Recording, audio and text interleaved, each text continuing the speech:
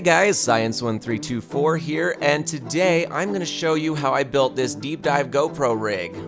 Before we get too much farther, don't forget to subscribe if you haven't already, and leave a thumbs up and click the bell icon so you get notified anytime I upload a new video. So the first thing I needed to do was figure out what I wanted to make this out of, and I had a pretty good idea. I wanted to make it out of PVC. I went to my local hardware store and started looking through their plumbing section to see what they had. So what I settled on for the main body was this 4-inch threaded adapter.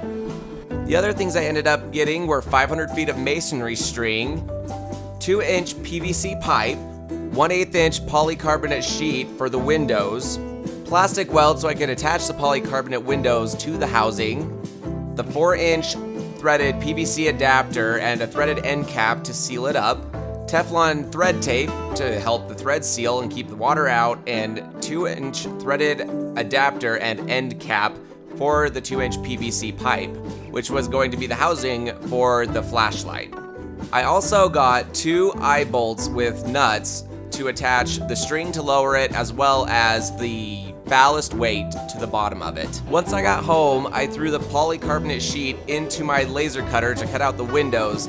Unfortunately, I did not do enough research, and I didn't realize that polycarbonate was not a very good material to laser cut. I should have gone with acrylic, but since I had already bought it, I just went over it a whole bunch of times with my laser cutter until I finally made my way through and got the windows cut out. And as you can see, unfortunately, my laser cutter decided to take a random odd path, but luckily once I put the window up against the housing, you could see that it was not going to be in the field of view, so I decided just not to worry about it and to go with it. Next came out the plastic bonder. I used the JP Weld plastic bonder, and this stuff, for what I've used from any of my other projects, has worked really well. And so it's just a 2-part epoxy, and I mixed it together and applied it around the edges of the housing to attach the view window. And this is what it looks like once I had it all epoxied and the epoxy had set and everything. And as you can see, where the laser engraver went veering off is somewhere where you can't even see it from the inside, so I just didn't worry about it. I glued the adapter to the 2-inch piece of PVC and cut it down short enough so it was just long enough for the flashlight to fit inside of it. And then I took the other piece of polycarbonate that I cut out and glued to the front of it.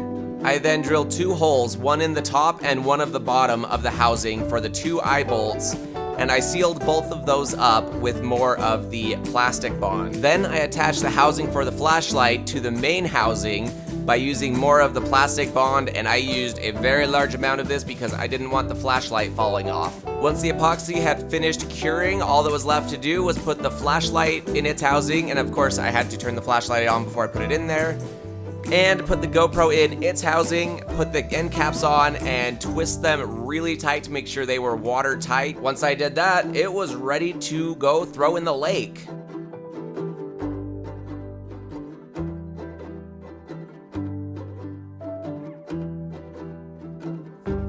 And here's some of the footage that I got from my GoPro once I put it down in the lake. Unfortunately, the plastic weld didn't hold under the pressure. The polycarbonate sheet was too thin and it flexed under the pressure and broke off of the housing and let the water in.